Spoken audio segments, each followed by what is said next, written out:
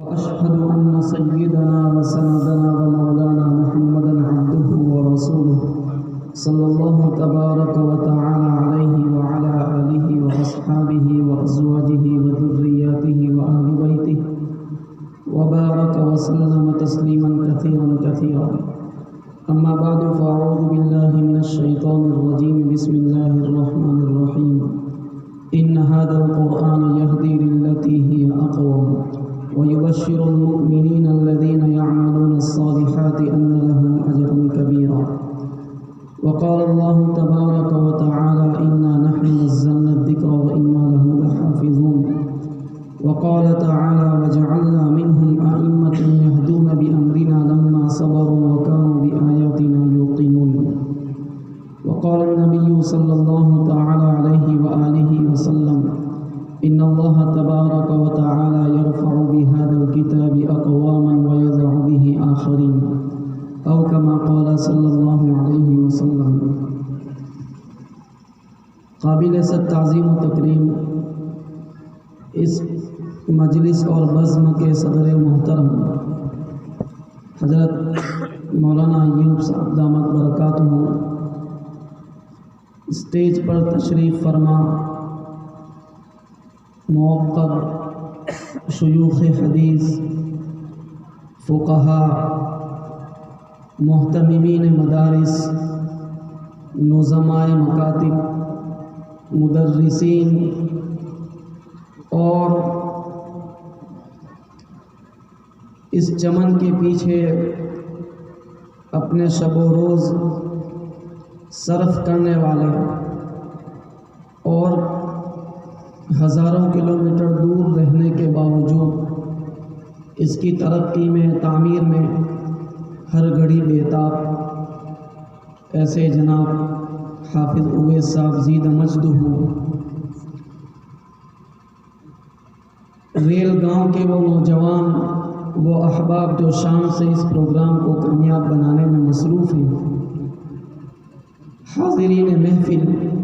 اور عزیز طلباء، سچی بات یہ ہے کہ اس وقت ہمارے مفتی عمیر صاحب نے اس گنہگار کو ایک بڑی کشمکش اور امتحان کے حوالے کر دیا ہے. ہمارے اسٹیج پر اتنی بڑی شخصیات تشریف فرما ہیں کہ یہ گنہگار ان کے شاگردوں کے شاگرد کے درجے کا آدمی ہے، اور ہونا تو یہ چاہیے تھا کہ ہم ان بزرگوں سے استفادہ کرتے، ان کی زندگی کے تجربات سے فائدہ اٹھاتے اور ان کی مخلصانہ باتوں کو اپنے دامن دل سے باندھ کر اپنی زندگی کی تبدیلی کے فیصلے کرتے. لیکن یہ ان لوگوں کی نوازش ہے، ان لوگوں کا کرم ہے کہ یہ ہمارے بزرگان دین اس ذوق اور مزاج کے لوگ ہیں کہ وہ یہ چاہتے ہیں کہ ہم اپنی زندگی ہی کے اندر ایک سیکنڈ لائن ایسی بنا جائیں کہ جب ہم اس دنیا سے رخصت ہو جائیں تو جس مشن کو لے کر ہم چل رہے ہیں اور قوم کے بچوں کی تعلیم و تربیت، امت کی صحیح رہنمائی کا ایک عظیم فریضہ اور امانت جو ہمارے کاندھوں کے اوپر ہے اور جس کی ہمیں اللہ تبارک و تعالیٰ نے ان چلتی ہوئی سانسوں کے ساتھ سعادت نصیب فرما رکھی، ہمارا یہ مشن، ہماری یہ محنتیں ہمارے ساتھ جنازوں پر سوار ہو کر قبرستان میں دفن نہ ہو جائیں. اسی لیے یہ حضرات اس بات کا اہتمام کرتے ہیں کہ اپنی حین حیات، اپنی موجودگی میں، باوجود کہ مجمع کو اصلا ان کے میسیج کا تقاضا ہوتا ہے اور مجمع تڑپ رہا ہوتا ہے کہ کب زبان کھولیں اور ہم حکمت بھری باتوں سے اپنا دامن بھریں، اس کے باوجود یہ حضرات ہم ایسے چھوٹوں کو آگے کر کے سیکنڈ لائن تیار کرنے کی تیاری میں مصروف رہتے ہیں اور ہم سب کی پشت پناہی کر کے زبان حال سے کہتے رہتے ہیں کہ خود کو تنہا نہ سمجھ لینا نئے دیوانوں، خاک صحراؤں کی ہم نے بھی اڑا رکھی ہے۔ جو اللہ تبارک و تعالی ہمارے ان بڑوں کا سایہ ہم پر تعدیل قائم رکھے، اللہ تعالیٰ ان کو ان کے رونق فیض کو بدر منیر کی تابانی نصیب فرمائے۔ میں تو آسان زبان میں گفتگو کرنا چاہتا تھا اور اب تک ارادہ بھی یہ ہے، لیکن ہمارے حضرت ناظم صاحب نے جس پروقار لہجے میں اور جس معیاری زبان کے ساتھ نظامت فرمائی ہے تو اس سے مجھے بھی کچھ گدگدی ہونے لگی ہے، اس لیے بے ساختہ اگر دو چار جملے یا کوئی لفظ ایسا زبان پر آ جائے تو میں معذرت خواہ ہوں۔ بہرحال یہاں اس وقت تک ہمارے طلبہ عزیز کا جو پروگرام ہوا ہے، اس عاجز کا ذاتی تاثر یہ ہے کہ اس مجلس کے حوالے سے جو پیغام لوگوں تک پہنچنا چاہیے، اس پیغام کا حق بڑی حد تک ہمارے ان طلبہ عزیز نے اپنی تقاریر کے ذریعے سے، اپنی نعتوں کے ذریعے سے، حمدیہ کلام کے ذریعے سے اور اپنی تلاوت کے ذریعے سے عملی طور پر ادا کر دیا ہے۔ قرآن کریم کی اہمیت، اس کے حفظ کی اہمیت اور پھر حضور نبی اکرم صلی اللہ علیہ وسلم کے ساتھ محبت اور تعلق کی ضرورت، اسی کے ساتھ ساتھ قرآن کریم کی خدمت میں مصروف ان مدارس کی اہمیت اور امت کے لیے اس کی حیثیت، ان ساری چیزوں کے اوپر ہمارے ان طلبہ عزیز نے بہت جاندار اور شاندار انداز میں اظہار خیال کیا، اور جس پر آپ نے ان کو انعامات سے بھی نوازا۔ واقعتاً ان کے پیچھے اساتذہ کرام کی محنتیں جھلکتی ہیں، اور اس آئینے میں ہمیں معلوم ہوتا ہے کہ اساتذہ کرام نے انہیں تیار کرنے میں، اس مرحلے تک پہنچانے میں اپنی جان کھپائی ہے، اپنا جگر خون کیا ہے، اور بات یہی ہے کہ مت سہل ہمیں سمجھو پھرتا ہے فلک برسوں، تب خاک کے پردے سے انسان نکلتے ہیں۔ تو اس کے پیچھے بڑی محنت ہوتی ہے، کیونکہ طالب علم بے شعور ہوتا ہے اور اس کو اپنے نفع نقصان کا احساس نہیں ہوتا۔ اسے تو یہ بھی شعور نہیں ہوتا کہ اگر میں بھول گیا اور اگر میں گچا کھا گیا، کوئی غلط بات کہہ دیا، اسٹیج کو اچھی طریقے سے پرفارم نہیں کر سکا، تو اس کے نتیجے میں ہمارے اساتذہ کو کیا سبکی ہوگی، ادارے پر اس کا کیا اثر پڑے گا اور اس کا کیا امپیکٹ مجمع کے اوپر پڑے گا۔ طالب علم ان ساری چیزوں سے بے شعور ہوتا ہے۔ اب ایسے بے شعور طالب علم کو اپنے ہاتھ لینا اور پھر پورا مضمون اس کے دل میں، اس کے سینے میں اڈیل دینا، بار بار کی مشق و تمرین سے اس کو گزارنا اور اسے اس قابل بنانا کہ وہ سلجھے ہوئے انداز میں مجمع کے سامنے اظہار خیال کر سکے، یہ در حقیقت ان طلبہ عزیز کی نہیں، اس سے زیادہ ان کے اساتذہ کرام کی قربانیاں ہمارے سامنے جھلک رہی ہیں۔ اللہ تبارک و تعالی ان اساتذہ کرام کی محنتوں کو قبول فرمائے۔ اور میرے بزرگوں، چونکہ یہ اس جامعہ کا باقاعدہ جس کو جلسہ کہا جائے، ایسا باقاعدہ پہلا جلسہ ہے، اور اسی میں الباقورۃ الاولی جامعہ کا یہ پہلا پھل امت کے سامنے پیش ہونے جا رہا ہے حفظ قرآن کریم کی شکل میں۔ تو اس موقع کے اوپر ہر وہ شخص جو میدان میں نیا نیا آیا ہو، کام کرنے کا اس کے دل میں حوصلہ ہو، وہ چاہتا ہے کہ اس موقع کے اوپر کسی کا ہاتھ ہمارے کاندھے کے اوپر ہو، کسی کا ہاتھ ہمارے سر کے اوپر ہو، کوئی یہ کہے، کوئی ہمیں شاباشی دے اور کوئی ہماری پیٹھ تھپ تھپائے۔ آدمی سہارے کو چاہتا ہے، تو خدا کا شکر ہے کہ اللہ تبارک و تعالیٰ نے اس علاقے کو ایسے بافیض علماء عطا فرمائے ہیں، اتنے وسیع ظرف مشائخ اور بزرگان دین مرحمت فرمائے ہیں، اور اتنے کشادہ ظرف علماء کرام مرحمت فرمائے ہیں کہ ان کی ایک بڑی تعداد اس وقت اس ابھرتے ہوئے ادارے کو اور اس ادارے کے تعلق سے کی جانے والی مساعی کو، محنتوں کو خراج تحسین پیش کرنے کے لیے، ان کی محنت پر آفری کرنے کے لیے اور اپنی دعاؤں کے سائے میں اس قافلے کو مزید مہمیز کرنے کے لیے یہاں پر تشریف فرما ہے۔ یہ نیک فالی ہے یہ بہت خوش آئند بات ہے، اور ان تمام بزرگوں کی موجودگی میں ہم اس ادارے کے لیے ایک روشن مستقبل کی امید کر سکتے ہیں۔ اور میرے بزرگوں، خاص طور پر اس دور میں یہ چیز زیادہ معنویت اس لیے رکھتی ہے، زیادہ ارتھ سبھرتا اس دور میں ان بزرگوں کی، ان علماء کرام کی موجودگی کی بنا پر اس لیے ہوئے کہ ہم لوگ جس دور میں زندگی گزار رہے ہیں اس دور میں مسلمانوں میں، عامت المسلمین کے اندر رسہ کشی کا ایسا ماحول پنپ چکا ہے کہ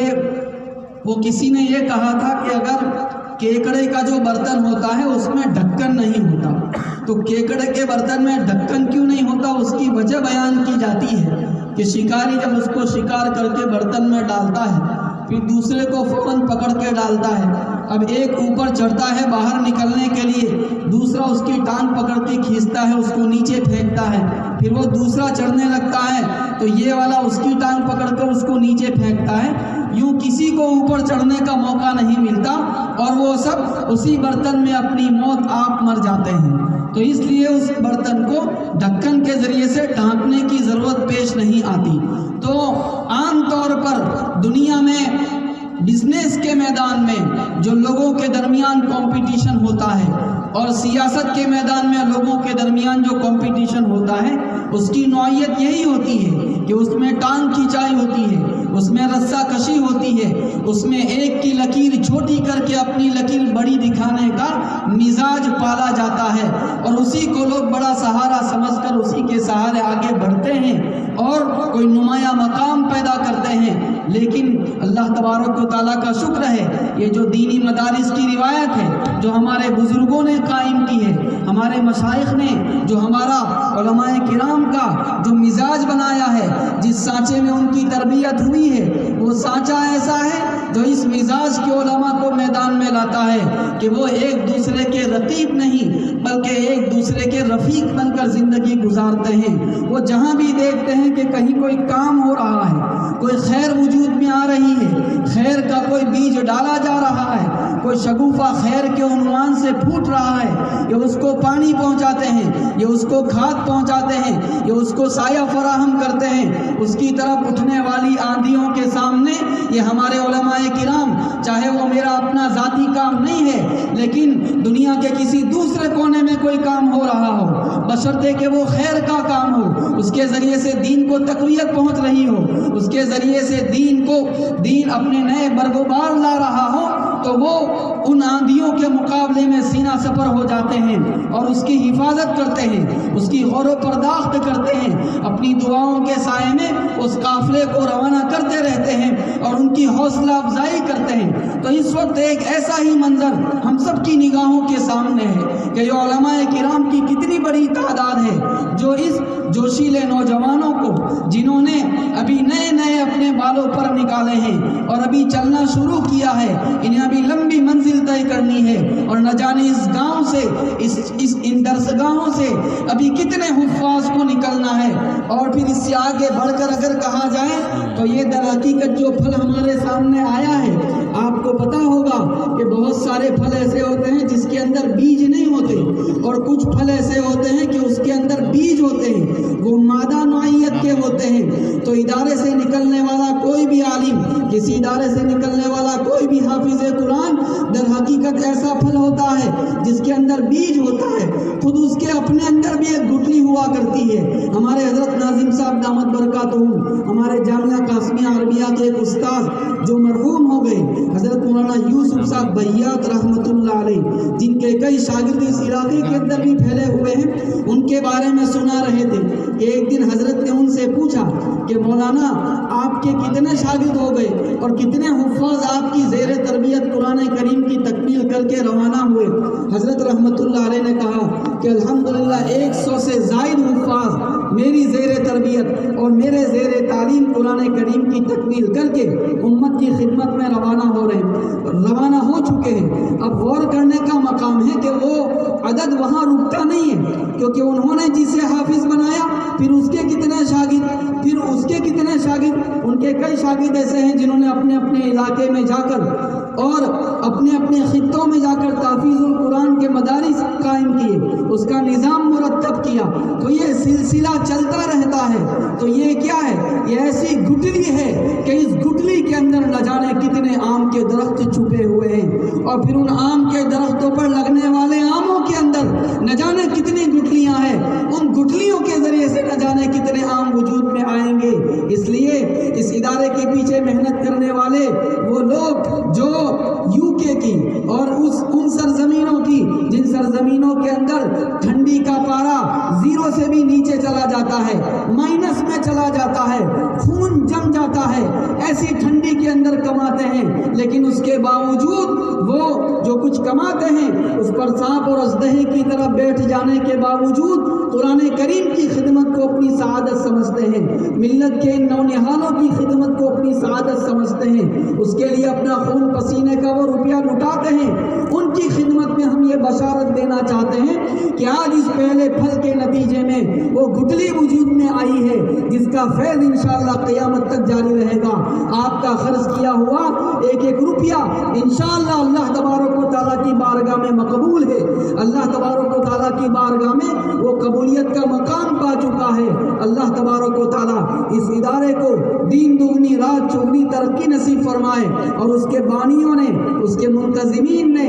اس ادارے سے جو تمنائیں وابستہ کی ہیں، جو مرادیں وابستہ کی ہیں، ان ساری مرادوں کو پورا فرمائے، اور خدا کرے کہ اس کے علاوہ اس پورے علاقے کے اندر جتنے مدارس پائے جاتے ہیں، جتنے ادارے پائے جاتے ہیں، ان سارے کے سارے اداروں کے ساتھ ایسی ہی محبت، ایسی ہی وارفتگی، ایسا ہی شدت کا تعلق اللہ تبارک و تعالیٰ ہم سب کو نصیب فرمائے کہ آپ جس محبت کے ساتھ، جس احترام کے ساتھ، ادارے کے ساتھ اپنے جس تعلق کا اظہار کرتے ہوئے اس وقت یہاں پر تشریف فرما ہے، محبت کی یہ روش ہر ادارے کے بارے میں، علاقے کے ہر ادارے کے بارے میں ہمارے دل کے اندر برقرار رہے۔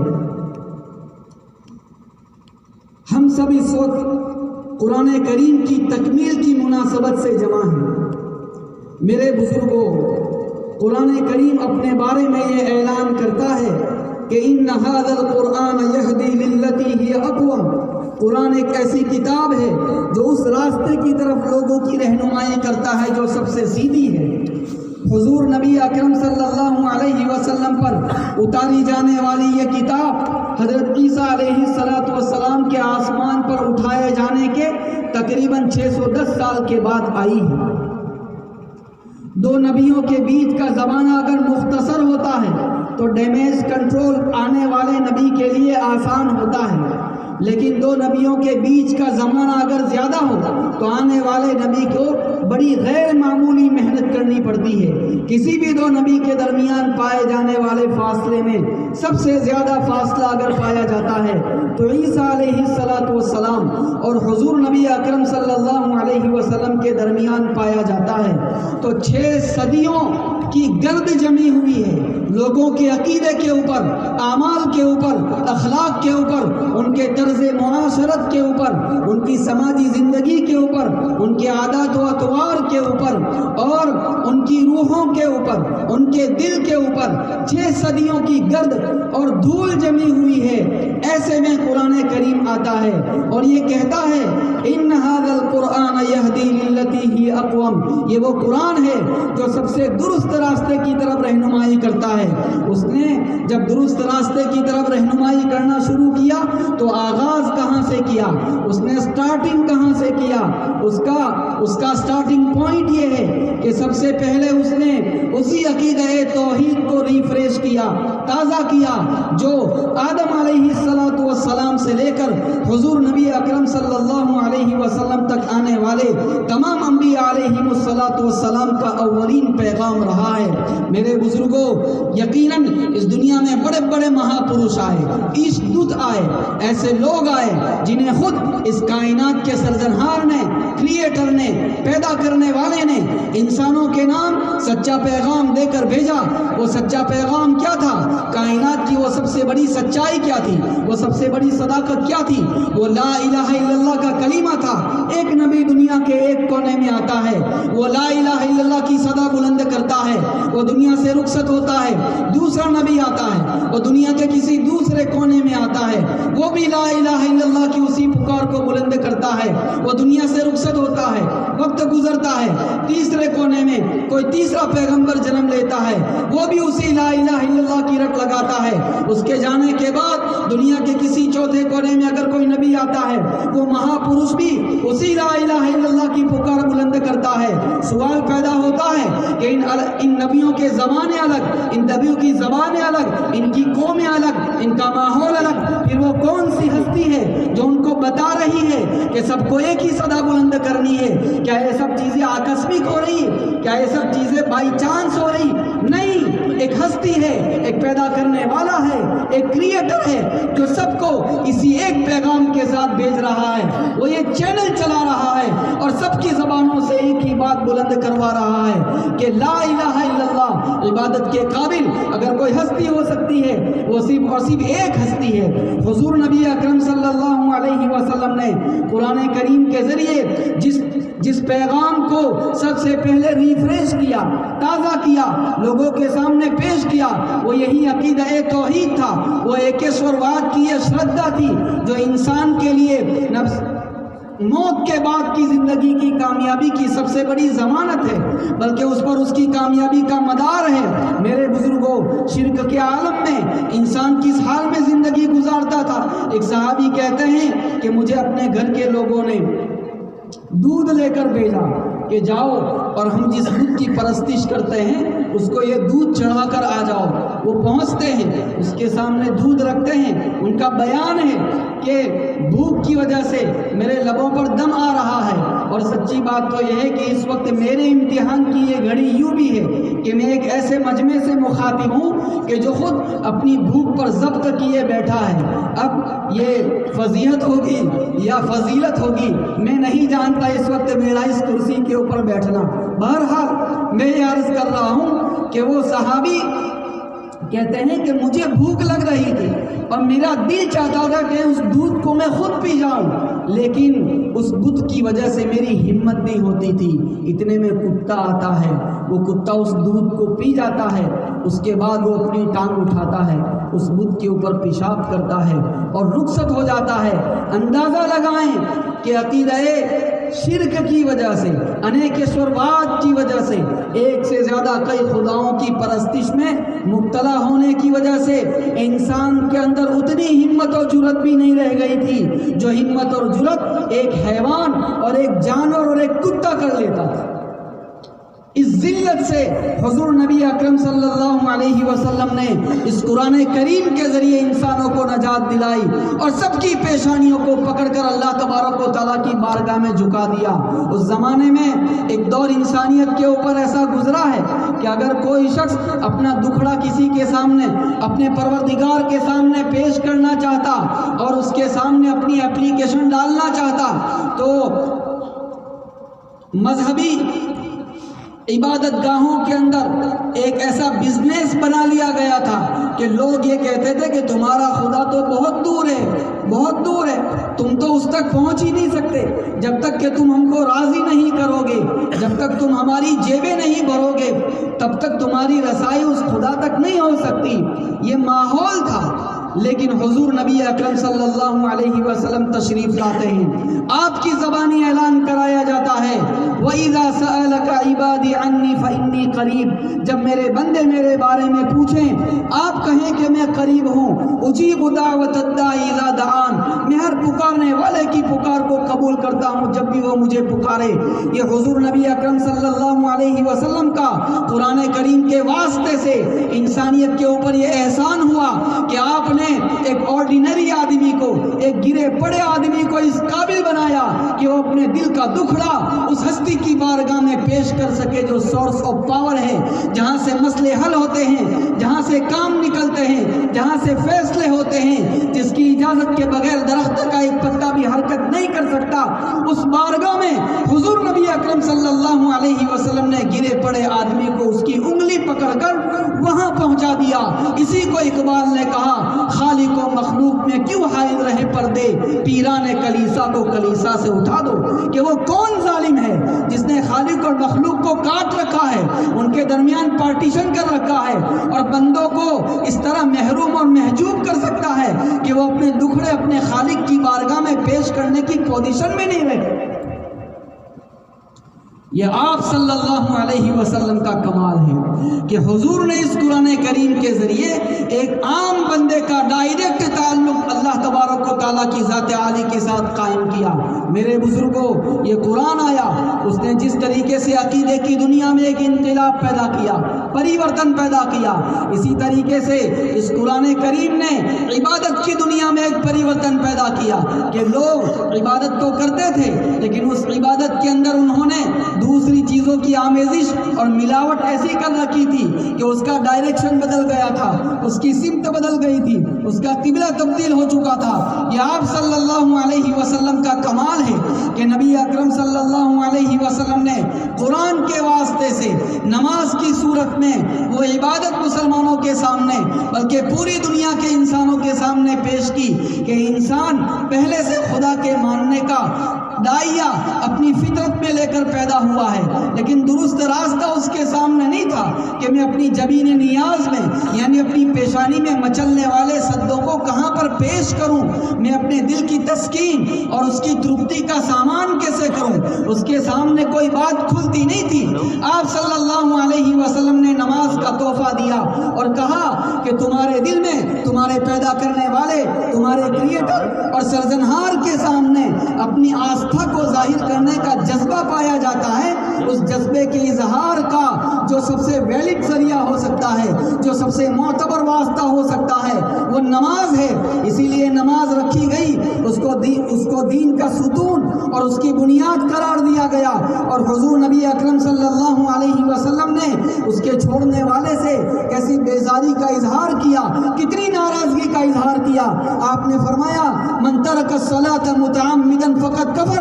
جس نے جان بوجھ کر نماز چھوڑ دی اس کا عمل کافرانہ ہے۔ وہ کس منہ سے اپنے آپ کو مسلمان کہتا ہے؟ یہ نبی اکرم صلی اللہ علیہ وسلم کا قرآن کریم کے ذریعے سے دوسرا تحفہ ہوا کہ آپ نے قرآن کی روشنی میں انسانوں کے عبادت کے اسٹرکچر کو ٹھیک کیا۔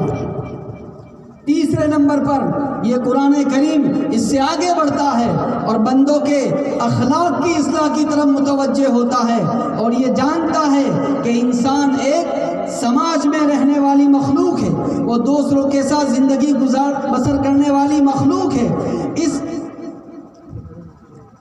دوسروں کے ساتھ زندگی گزارتے ہوئے،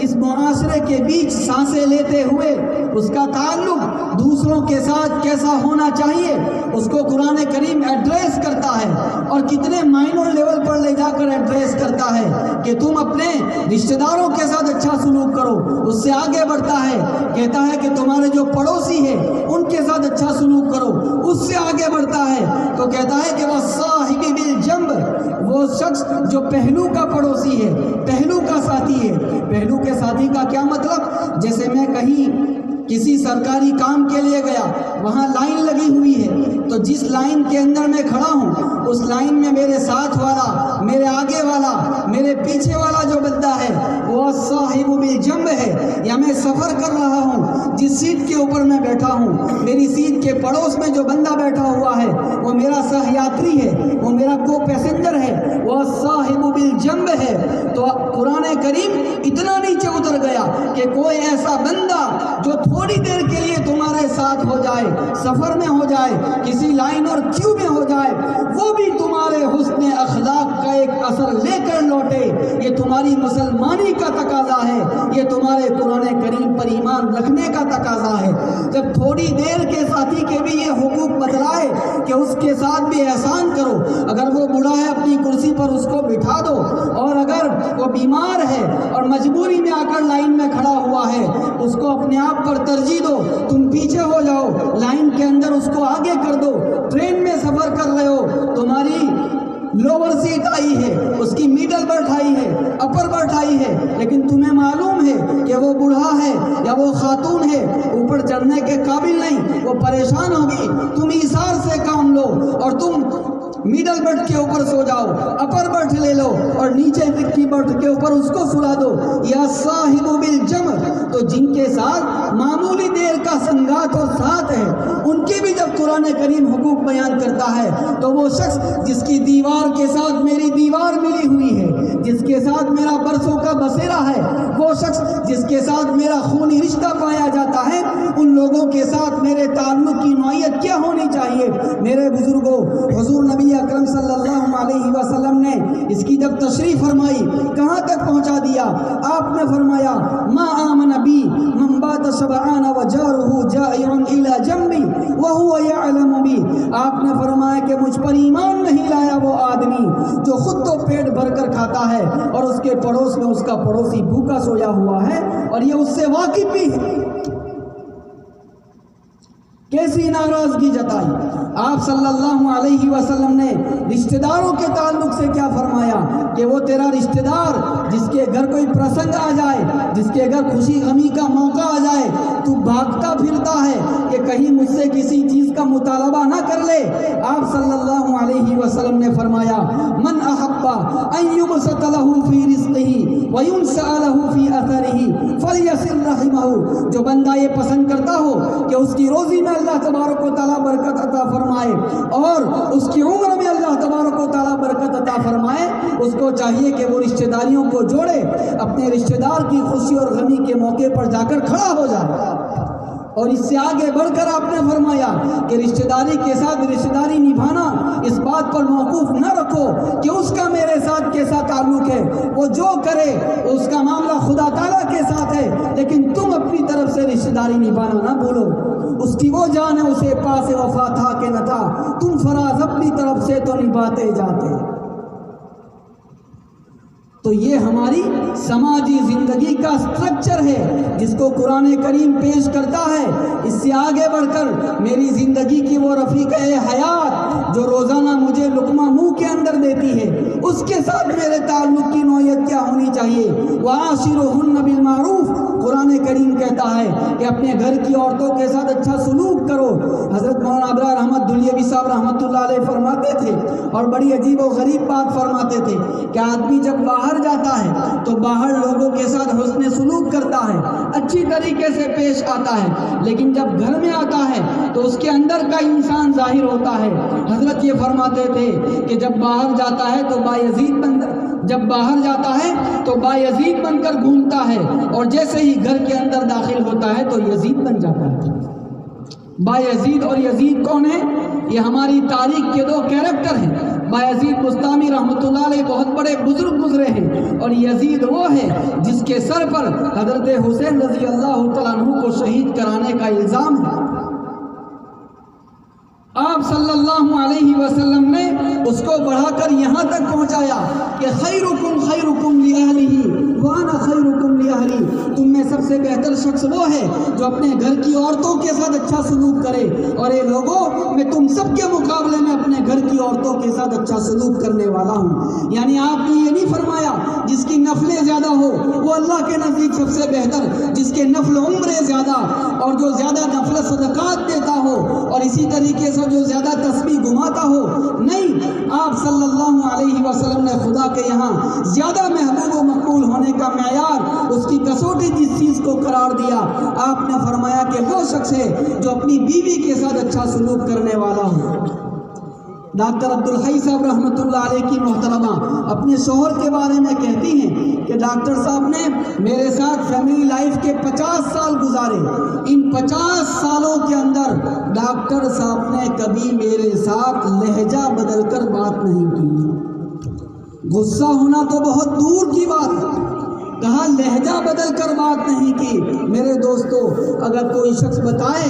کہ فلاں بزرگ آسمان میں اڑتے ہیں، کوئی پانی پر مصلی بچھا کر نماز پڑھتا ہے اور کوئی کیا کرتا ہے، قسم کھائی جا سکتی ہے کہ ایسی 1000 کرامتیں اس ایک کرامت کے سامنے فیل ہے۔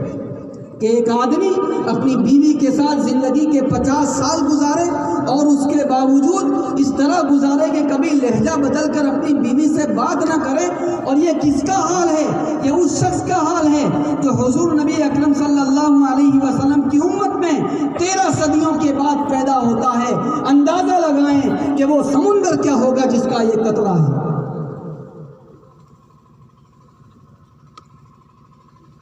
یہ بیویوں کے ساتھ سلوک ہے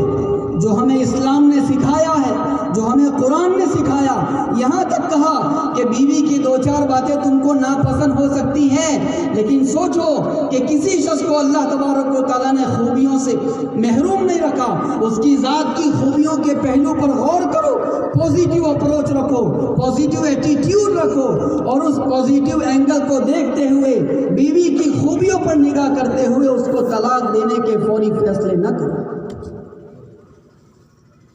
میرے بزرگوں، یہ قرآن جس طریقے سے ہماری سماجی زندگی کی اصلاح کرتا ہے، اسی طریقے سے یہ قرآن ہمارے مالی معاملات کی اصلاح کرتا ہے. وہ حلال کی طرف لے کر چلتا ہے اور حرام کے لقمے سے ہم کو بچاتا ہے. وہ یہ کہتا ہے کہ یمحق اللہ الربا ویربی الصدقات، اللہ تبارک و تعالیٰ سود کو مٹاتا ہے. وہ یہ کہتا ہے کہ لا تاکلوا اموالکم بینکم بالباطل، ایک دوسرے کے مال ناحق طریقے سے نہ کھاؤ، کیونکہ یہ حرام کا لقمہ تمہارے حلق کے نیچے اگر اتر گیا، چاہے وہ رشوت کے راستے سے آیا، سود کے راستے سے آیا، جوئے کے راستے سے آیا، شراب کے کاروبار کے راستے سے آیا، کسی کی زمین غصب کرنے کے راستے سے آیا، اور اسی طریقے سے وارثوں کا حق مارنے کے راستے سے آیا، پھوپھی کو اس کے حق سے محروم کرنے سے آیا، اور بہن کو اس کے حق سے محروم کرنے کو آیا. یہ لقمہ آئے گا، اپنے ساتھ 1000 پریشانیاں لے کر آئے گا. یا ایھا الرسل کلوا من الطیبات واعملوا صالحا، دونوں ٹکڑوں کو ملا دیں کہ یہ حرام کا لقمہ جب حلق کے نیچے اترتا ہے، اندر کے دینی جذبات کو مردہ کر کے رکھ دیتا ہے. بندے کی زبان خدا کا نام لینے کو ترس جاتی ہے، اس کے قدم اللہ تعالیٰ کے گھر کی دہلیز چڑھنے کو ترس جاتے ہیں. اس لیے یہ مسلمان کا بازو ہے. اس عزم کے ساتھ اس قرآنی محفل سے رخصت ہوں کہ یہ مسلمان کا بازو ہے. یہ اتنا کمزور نہیں ہے کہ اسے حرام کی بے ساکھیوں کا سہارا لینا پڑے. میں 2 گھنٹے محنت زیادہ کروں گا، 4 کے بجائے 8 گھنٹے کھیت میں گزاروں گا، لیکن حرام کا لقمہ کبھی اپنے دسترخوان کے اوپر آنے نہیں دوں گا. یہ پوری زندگی ہے جس زندگی کی طرف قرآن ہم کو لے کر چلتا ہے. وہ شخصیت سازی کا کام کرتا ہے، وہ کیریکٹر ڈیولپمنٹ کا کام کرتا ہے، اور ایک ایسا بندہ تیار کر کے مارکیٹ میں لاتا ہے کہ بھڑکتی نہ تھی خود بخود آگ ان کی، شریعت کے قبضے میں تھی باغ ان کی. جہاں کر دیا گرم گرما گئے وہ، جہاں کر دیا نرم نرما گئے. آخری بات جس پر اس گفتگو کو ختم ہو جانا ہے وہ میرے بزرگوں یہ ہے کہ یہ قرآن کریم جہاں ہماری تربیت کرتا ہے اور اس تربیت سے گزار کر مجھے اور آپ کو ایک آئیڈیل مسلمان بناتا ہے، اس سے آگے بڑھ کر قرآن کریم ہم سب کی یہ بھی ذہن سازی کرتا ہے، ہماری یہ مینٹالٹی کریٹ کرتا ہے، ہماری یہ مانسکتا بناتا ہے کہ اگر تم زندگی گزار رہے ہو تو وہ زندگی نہیں ہوگی جو تمہاری ذات سے شروع ہو کر ذات کے اوپر ختم ہو جائے، بلکہ اگر میں مسلمان ہوں، حضور نبی اکرم صلی اللہ علیہ وسلم کا سچا امتی ہوں، تو میرے کاموں کے اندر، میری صلاحیتوں کے اندر، میرے وقت کے اندر، میری جان کے اندر، میرے مال کے اندر، اور جو کچھ لیاقت اللہ تبارک و تعالیٰ نے مجھے عطا فرما رکھی ہے، عہدہ دیا ہے، منصب دیا ہے، دو آدمی میری بات سنتے ہیں، میرے اس سارے سرمایے اور اثاثے کے اندر صرف اور صرف میرا حصہ نہیں ہوگا. یہ چیزیں میری جاگیر نہیں ہیں، بلکہ وہ اللہ تبارک و تعالیٰ کی طرف سے ملی امانت ہے. اسے ملت کے لیے خرچ ہونا ہے، اسے قوم کے لیے استعمال ہونا ہے، اسے انسانیت کے اوپر مجھے لٹانا ہے، اس کے ذریعے سے ملک کی خدمت کرنی ہے، اس کے ذریعے سے ملت کی خدمت کرنی ہے. کیونکہ جن قوموں کے افراد اس اجتماعی مزاج کے ساتھ زندگی گزارتے ہوں وہی قومیں دنیا میں ترقی کرتی ہے. سر تھامس رو جہانگیر کے دربار میں گیا اور جہانگیر کا بیٹا بیمار تھا، اور اتنا بیمار تھا کہ لوگ اس کے علاج سے ہاتھ اٹھا چکے تھے. ڈاکٹروں نے جواب دے دیا تھا یہ پہنچتا ہے اور اس کے بیٹے کا علاج کرتا ہے، اس کو ریکور کرتا ہے، وہ شفایاب ہو جاتا ہے۔ جہانگیر کہتا ہے کہ ہماری طرف سے اس کو سونا انعام میں دیا جائے، اور کتنا دیا جائے کہ ایک ترازو کے اندر اس کو بٹھاؤ اور دوسرے ترازو کے ایک پلڑے میں اس کو بٹھاؤ اور دوسرے پلڑے میں سونا رکھتے جاؤ، یعنی اس کے وزن کے برابر سونا ہماری طرف سے اس کو انعام میں دیا جائے۔ وہ کیا کہتا ہے؟ دل کے کانوں سے سنیں۔ وہ کہتا ہے کہ بادشاہ سلامت، اگر آپ مجھے نوازنا چاہتے ہیں تو آپ یہ سونا مجھے نہ دیں۔ جہانگیر کو تعجب ہوا کہ سونا نہیں چاہیے تو پھر کیا چاہیے؟ وہ یہ کہتا ہے کہ بادشاہ سلامت، اگر آپ مجھے نوازنا چاہتے ہیں تو آپ یہ سونا مجھے نہ دیں، آپ میری قوم کو اپنے ملک میں تجارت کا لائسنس دیجیے۔ میرے دوستو، بڑا تنوتوش کا مالک تھا۔ اگر وہ سونا قبول کر لیتا اس کی نسلیں آرام سے کھا سکتی تھی، لیکن اس نے اس ذاتی مفاد کے اوپر ملت کے مفاد کو آگے کیا، قوم کے مفاد کو آگے کیا، اور تبھی جا کر یہ کہا جاتا تھا کہ انگریزوں کی حکومت کا سورج غروب نہیں ہوتا تھا۔ تو قومیں ترقی کیسے کرتی ہے؟ جب پرسنل بینیفٹ اور کمیونل بینیفٹ، میرا ذاتی فائدہ اور پوری قوم کا فائدہ، وہ دونوں جب ایک پلیٹ فارم پر آ کر جمع نہ ہو جائیں تب تک قوموں کی ترقی کا سفر شروع نہیں ہوتا۔ اس لیے زوال سے سب نکلنا چاہتے ہیں، پستی سے سب نکلنا چاہتے ہیں، اور نکلنا بھی چاہیے اور نکلیں گے بھی ضرور۔ قرآن کریم ہماری دھارس بناتا ہے اور کہتا ہے کہ ہم اہل ایمان کی مدد کریں گے، ہم صبح روشن طلوع کریں گے یقیناً، لیکن اس کے پیچھے قربانیوں کی ایک تاریخ ہوتی ہے، اس کے پیچھے سٹرگل ہوتا ہے، اس کے پیچھے پوری قوم کے افراد کا ایک مزاج کام کر رہا ہوتا ہے۔ اس مزاج میں ڈھلے ہوئے لوگ قربانیوں کے موقع پر جا کر کھڑے ہو جاتے ہیں۔ جب ان سے وقت کا تقاضا کیا جائے وقت حاضر، صلاحیتوں کا تقاضا کیا جائے وہ حاضر، مال کا تقاضا کیا جائے وہ حاضر۔ یہ آپ کے اکابر، آپ کے علاقے کے اکابر آپ کی نگاہوں کے سامنے بیٹھے ہیں۔ ان کے دلوں میں قوم کی تعمیر و ترقی اور اس کی تعلیم کے کیا کچھ منصوبے ہوں گے جو ان کے دلوں کے اندر مچل رہے ہیں، انگڑائیاں لے رہے ہیں۔ ان کی نگاہوں کے سامنے نقشہ ہے، لیکن اس نقشے کو زمین پر لانے کے لیے، اس خواب کو شرمندہ